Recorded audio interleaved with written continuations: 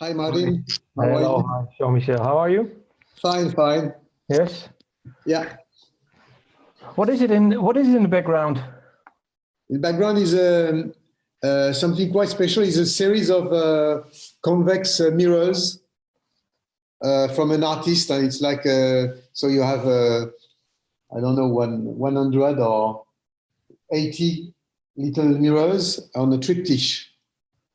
It's quite cool because it's reflecting Yeah, all over. It's quite I fun. can see it. I can see it.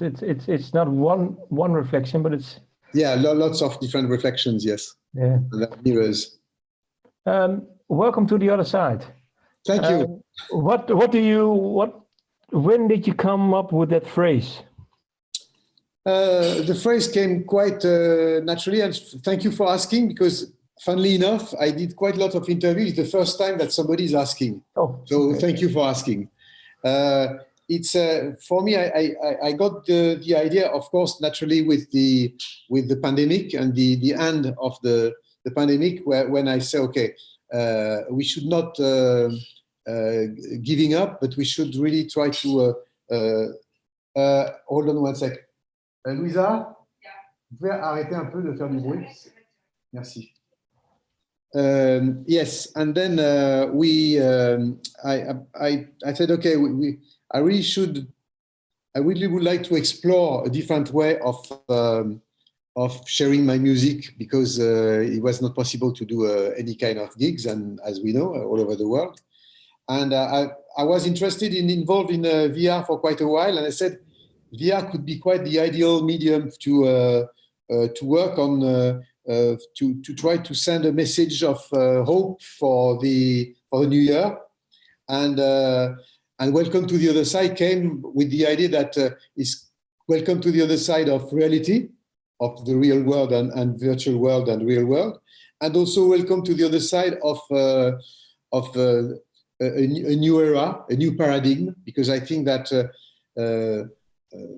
after the pandemic, I mean, things will not be the same for us as musicians, and I think apart from the crisis, I think we probably will think different way in terms of how to listen to music, to consume music, to our relationship with arts and cultures, because basically we did two things during the pandemic: is going out to get some food, and also listening to music, watching movies, and that is something what probably made us more conscious about the fact that how important it is. And without music during the pandemic, our lives, the two lives, would have been a desert and a total despair. And then also, Welcome to the Other Side was linked also with the idea of linking the project with Notre Dame, because Notre Dame has been weakened, like we have been weakened in our flesh. And also it was just before the confinement that this catastrophe happened, this accident happened. It was like if it was a sign. Yeah. And I say it's quite interesting to celebrate the renaissance of the cathedral at the same time of our own renaissance, if I can say that. So, and also we cannot go inside Notre Dame even now, because it's all restoration and all that. I said it's great because we can, with VR, we can do a gig, a performance inside the Notre Dame, and then it's also Welcome to the Other Side in terms of getting into a place which is not possible to get in real life. What is it? Well, you said that we after the pandemic, you think, well, you musicians, you think, well, it will be different because culture has now, you really, people really value now culture as really important. What can you say about your own music listening and music creating? What has it an extra depth for you? Actually, first of all, I think the pandemic will has played a role of accelerator in terms of new technology and immersive concept, both visual and audio. I'm quite convinced that we are going to listen to music in a different way. even myself, I think that I'm not going to think about touring and performances the way I was thinking about before. It's like if it was already becoming to the past. I think that my next shows, my next project will be different, involving maybe AR or VR or thinking in a different way. And also in terms of audio, the idea of being in a more immersive situation. VR is, of course, virtual reality is a fantastic way to be in an immersive situation in an imaginary location, but it goes also with the sound. This is the reason why also I really explored all the binaural and Dolby Atmos type of sound environment, because in a sense, it's going back to the real world, ironically. Why I'm saying this? Stereo doesn't exist in nature.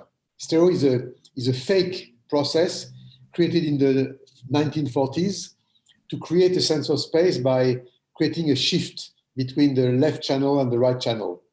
But it doesn't exist. But because nature is not stereo, in nature, every sounds are mono. A bird singing is mono. When I talk to you, it's mono. A violin is mono. A car passing is mono. And it's the space around us and our ears which are creating the surround sound and the 3D atmosphere. Mm-hmm. So in that sense, all the multi-channels, Dolby Atmos we can have in movie theaters at the moment, and binaural technique that you can really experiment for headphones are going to be the future for sound systems. I'm absolutely convinced, both in cars, in headphones, and this is the reason why for Welcome to the Other Side and also for Amazonia, a total different project, I mix and produce the sound in binaural. And in the innovation studio of Radio France, the public French radio, is like the equivalent of the BBC in Paris, because they are they have what they call innovation studio, where they developed, they were amongst the first in the world to develop binaural technique. And then I produced and mixed these projects with them. Can you explain what is the core essence of binaural technique? So binaural technique originally is actually it's using a human head, okay, a mannequin, a fake human head with microphones where your ears are at the same distance for recording acoustic instruments, symphonic orchestra, so on and so forth. And then for electronic music, now you have softwares able to place like objects in space every element of your music. So instead of thinking about right and left, you are thinking about all over the spectrum, the 360 degrees, and also up and down in X, Y, and Z. So this is for instance the Dolby Atmos technique for movie theaters, where you have even speakers on the ceiling. And what it is for the new binaural technique, you can reproduce this for headphones. So actually, Welcome to the Other Side is released also as a binaural experience, and it's only for headphones. Well, the binaural is not for speakers; it's just for binaural for speaker. But the beauty of it is you can listen to it you don't need any kind of app, any kind of tricks. You use your day-to-day headphones and you download the file like you would like a normal download from Spotify or Deezer or whatever. It's like it's a normal. No, technically it doesn't change. It's just the mixing which is different.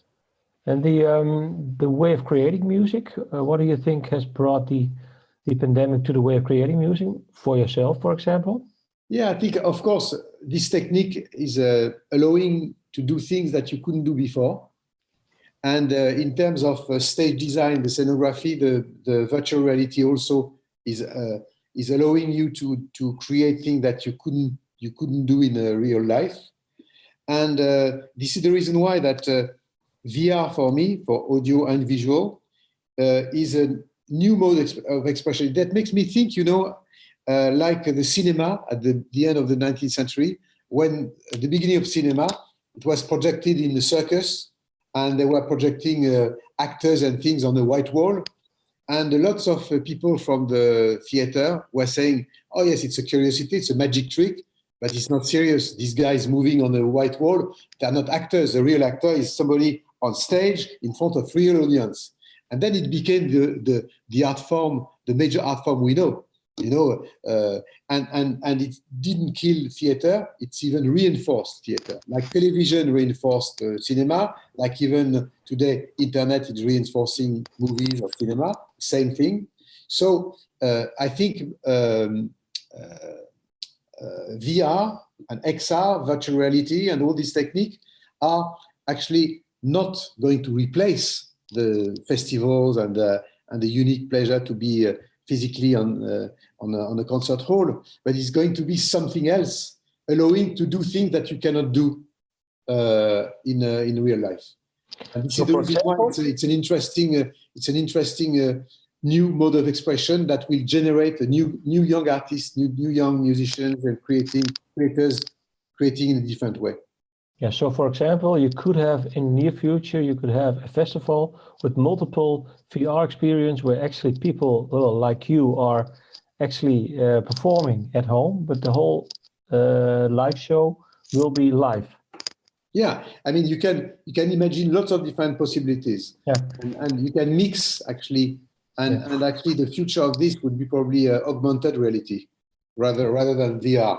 AR, where you have the performance live, and then you have augmented objects if you have just the glasses. But the glasses in the future will be like this. This will be not like these huge helmets. It will be just very simple, normal glasses. And then for you, creating music, has it given you some more extra depth now, maybe, or extra feelings that you have? Like you were saying, culture is maybe now being revalued. Maybe even people underestimated maybe the value of music. Yeah, I mean, that's a very interesting point, because I think that we need to respect music again, where musicians and music have been not respected enough the past 20-25 years, where suddenly ourselves, I'm not even talking about the streaming platform, the GAFA and all this, but our responsibility as members of society is we have to stop considering music being free as the air we breathe. It has a value, and and we proved to ourselves that without music, life would be a total desert, as I was saying before, partly during the pandemic. So we have to address to ourselves the fact that if we need music, we need to pay. It has a value. We need to get a decent living to musicians. It's very funny because people are saying, it's during the pandemic, it was a big problem because musicians, they couldn't go on stage anymore. But actually, we forget that lots of musicians are not going on stage. They are not performers. They are writing music, they are writing scores, they are writing lyrics. And these people, they don't have maybe the talent, or even they don't want to go on stage. So these people, I mean, they are the DNA of music, are composers and composing. And we forgot all these people for a long time. Even in platforms even until recently, you didn't have even the name of the authors or the composers. And I really became a kind of activist in terms of all these issues about intellectual property and respecting the value of creation in music. So I think that, I hope, but I think that after the pandemic, people will maybe change their relationship with the value of music, how to respect musicians and authors. I think that's something that we even for young kids. I had lots of discussions with these teenagers and young kids during the pandemic, and suddenly they are changing the fact that okay, everything should be free, everything should be available, but the value of even for themselves as a young DJs or young artists, they understand that if they cannot, in the UK or even in some countries and probably in Netherlands, I mean, in the UK, 34% of the musicians they left their job. Now they are working at Uber or in banks or somewhere else, but they just abandoned their dream and their work. And which is even worse in the UK is actually the government said, okay, guys, if you cannot live with your art, change jobs. What they did actually, and so that is something which we have to address all these issues to ourselves, and not only to Spotify or to Amazon or whoever. Okay, they have their responsibility, but the first responsibility is ourselves. Can you say that even with this being said, and maybe this trend has been going on for maybe 20, 25 years, like you were saying, can you say that maybe the real creativity, the innovation, the pure growth of songwriting, has it diminished a little bit? Or do you say, well, it's still there? I wouldn't say that, because on the other hand, technology is offering something unique. It's the democratization of creativity, where, I mean, you can be somewhere in a small village in India, and then you send your file to a label or to a radio station or unfortunately not to Spotify, but and they can suddenly being known all over the world. But at the same time, the economy, as we said, as we're talking about, is a real something that we have to readdress. We need to have a decent, as authors and creators, a decent part of the digital cake. We are partners of all these platforms, and we have to readjust all this. And I think after the pandemic, it's the right moment to discuss of all this. But how? Because you have big tech, big companies. How can you make a fist and reclaim what was once yours, maybe, but now it has been taken? It's a difficult step. I mean, how can you? Okay, two ways. First of all, to do what I contributed to create, to get some regulations on the internet, like the directive and I worked a lot at the European Parliament. I mean, as to be an activist to try to create this a kind of regulation where you have to respect intellectual property, authors' rights, so on and so forth. And also the fact that, I have one son living in London, and he has two young boys, and I didn't see them for 2 years, and they're teenagers now. And I had last week a conversation with them. I said, "What is your relationship with socials?" And one said, "I stopped Instagram, I stopped TikTok. I'm fed up." I said, "What? What did you say?" He said, "Yeah, what were you doing?" I was reading or doing things with my friends, but I'm fed up with this. I'm wasting time. And the younger one, I was talking about Instagram. What about Instagram and Facebook? He said, "Facebook, what is this?" It goes very fast, and all these platforms, they have to be very to take care of not becoming the next MySpace. Everything is changing so fast, and with VR, with the development of artificial intelligence, so many things are going to happen in the next few months, few years. It's very difficult to think that the system in which we are at the moment is going to be forever. I think it's going to change. We are still today, in my opinion, at the beginning of the digital age. That was my next question for you, is how do you think within 10, 20, 40, 50 years, how will this transitional period, the last 10, 15 years, how will this be remembered or looked back upon? What do you think? I think we will be will be considered as the chromanium,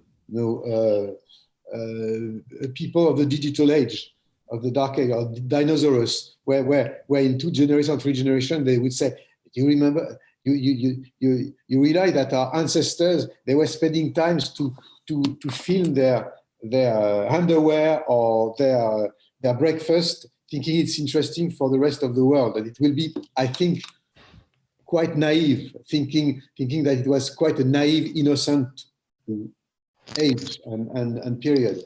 But I think that also the emerging of the development of AI is going to be the biggest revolution in the evolution of mankind. And Elon Musk 3 weeks ago was saying that we are fucked already with AI, because with AI, because already you have algorithms which are superior to the human brain. And then for artists, it's going to be a real challenge to create, to invent in a totally different way. And we should not be necessarily scared about that.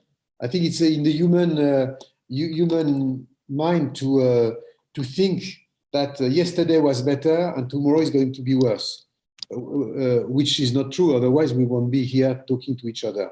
So I feel actually there is no reason why the development of artificial intelligence would be worse than what we have. What we just need is regulation. And as Elon Musk was saying, he's absolutely right. We should, like you have a food administration or the drug administration, governments should have an AI administration sooner than later, to just set up the rules. Like when you are driving with your car, you have the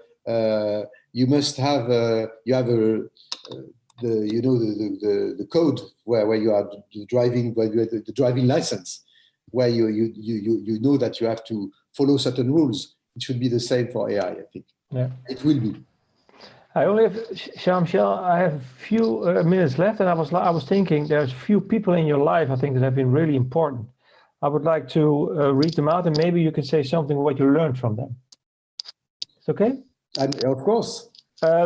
Ray Charles, Georgia on My Mind. First time you heard it, I think you were 12 years old, I think. Can you take me back to the moment that you heard this song? Yes, I remember. I mean, what I realized with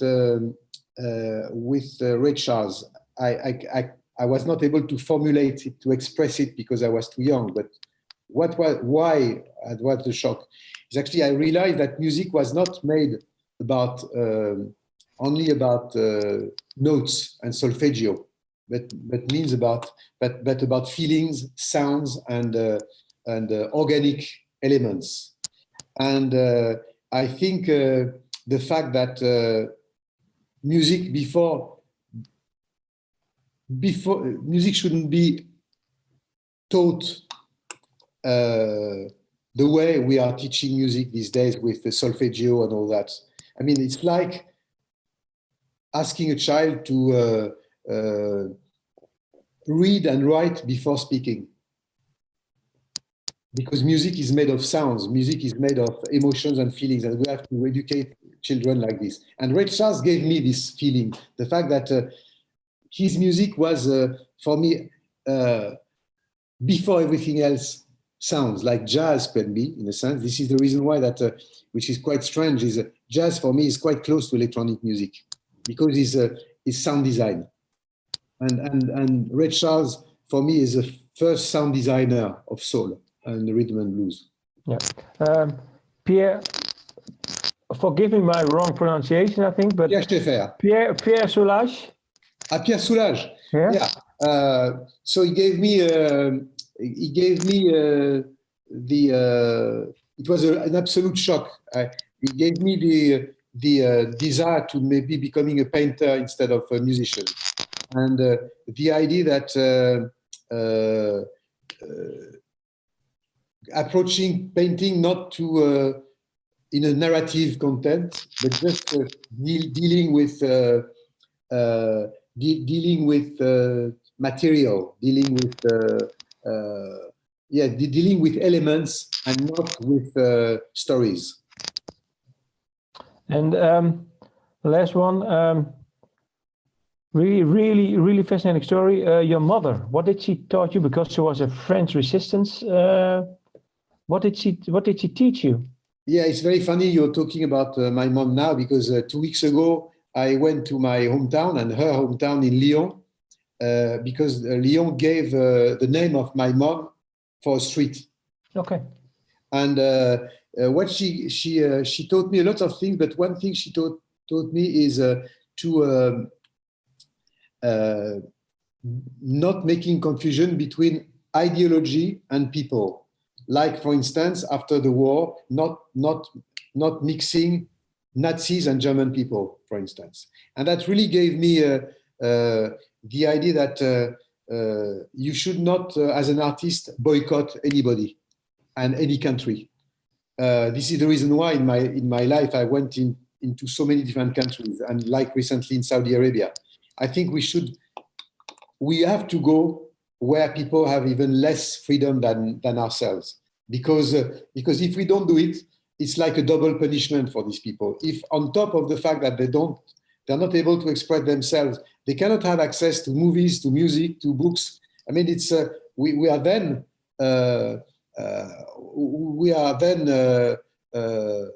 promoting alienation and radicalization and all that. And I think one day we'll have to go to Afghanistan these days. We have to, because these people, they are totally isolated. They have no internet, they have no radio, they have no TV. So they are desperate to get some contacts with music, with arts, and not only with their just dictators. I mean, I think we should go. And all the people say, yes, but when you go in these countries, you're helping the dictators because they can use that for their propaganda. All this is bullshit. I think you have to go. I mean, culture is a Trojan horse. It's what my mom taught me that. How special was it for you to have the name of your mother on a street sign in Lyon? Very special, because I thought suddenly that people will meet each other, we love each other, we leave each other in a street having the name of my mom. And I think it's the greatest feeling. And also the fact that between my dad, who is a very known film composer, myself and her, the less notorious, the less popular person of the family, he's the one who has the first recognition of the street. So it's quite cool. Yeah, I think that's really special then. Yeah. Yeah. So what does this tell you then? That like you were saying, your father, you and your mother is the first one. What is the lesson in this story?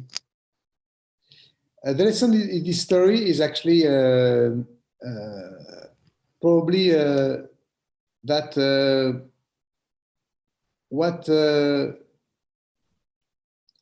the fact that actually it's difficult. Being a hero is something so special, and she was a heroine, and we are just clowns as artists, And it's important because a clown can change the world also. But in a sense, being a hero by deciding to risk your own life to save people is something that you cannot compare. Something else, a different area. Yeah. Thank you for your time, Jean-Michel. I really appreciated the conversation. So thank you, and I hope that Martin will be able to meet face to face another time in the future. Hopefully. Any plans to visit the Netherlands sometime soon? Yeah, because I have some friend. I have my friend Armin van Buren and lots of other friends. And of course, these days we've been a bit isolated, but I really love Netherlands, and I'm looking forward in my next projects that I will be able to spend a bit of time in Netherlands, Amsterdam, okay. Rotterdam, or wherever. Well, see you then. Great. Thank you. Take care. Thank you for your time.